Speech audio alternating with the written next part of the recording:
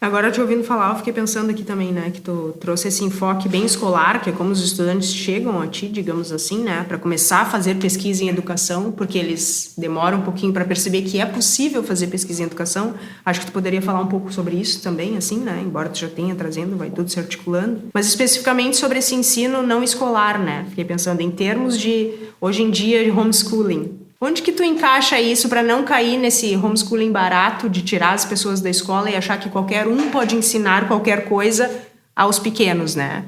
Como que tu entende isso nessa tua abertura, digamos, de instituições capazes de ensinar alguma coisa a alguém? Pois é, acho que o homeschooling se encaixa bem dentro do questionamento das relações com a política pública também, né? E com o que é uma formação docente, que é outro campo importante, assim. Então, o homeschooling é um debate de precarização do que é a escola.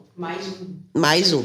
Do que é a escola. Dentro dessa ideia de que a gente vai para a escola para aprender conteúdos. Quando não é isso, e a gente vem discutindo isso há muitas décadas, né? Não é recente. Então, essa ideia de que, se tu souber português, matemática, ciência, geografia, história, que ninguém sabe tudo isso, mas enfim, se tu souber isso, tu tem condições de falar o conteúdo para uma criança, orientar uma criança e vai dar tudo certo, né? Quando a escola é um espaço, e aí tem muitos autores, enfim, nacionais e internacionais que discutem isso, que é essa ideia de que a escola é um espaço de produção de cultura. Isso quer dizer de aprendizado de outras relações sociais que não vão acontecer dentro da família, porque dentro da família a gente tem uma relação que é, como o próprio nome diz, familiar, de pais e filhos. E a relação professor-aluno e aluno-aluno é outra relação, que também é diferente entre irmãos. Se é que a gente tem, né? Irmãos e primos, enfim. Então, essa relação é uma relação de outro contexto social e que é fundamental para a gente compreender como é que funciona a sociedade. Que existem pessoas diferentes de nós, que a gente aprende a lidar com essas diferenças, aprende a conviver com essas diferenças, a respeitá-las, né? E se constitui cidadão nessa relação, e não só na relação familiar.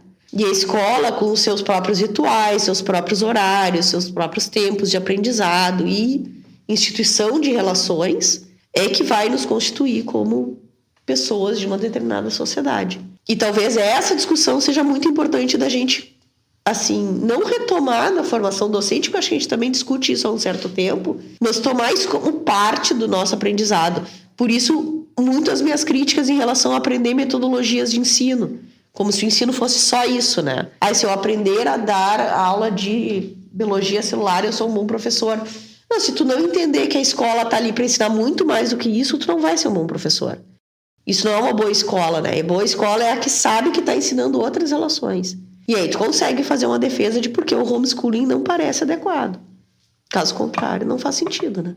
E por esse mesmo argumento que tu diz que não é só a escola que ensina, esses outros espaços que vocês citaram aí. Também são espaços de aprendizado. E espaços que são complementares e ensinam outras coisas, né? Mas são espaços de aprendizado também. Então, os espaços que a gente costuma chamar de não formais, desde, sei lá, museus são espaços culturais, né? Museus, centros culturais ou mídias sociais, enfim, outros espaços. Então, e aí, vinculando isso, eu fiquei pensando, né? Os projetos de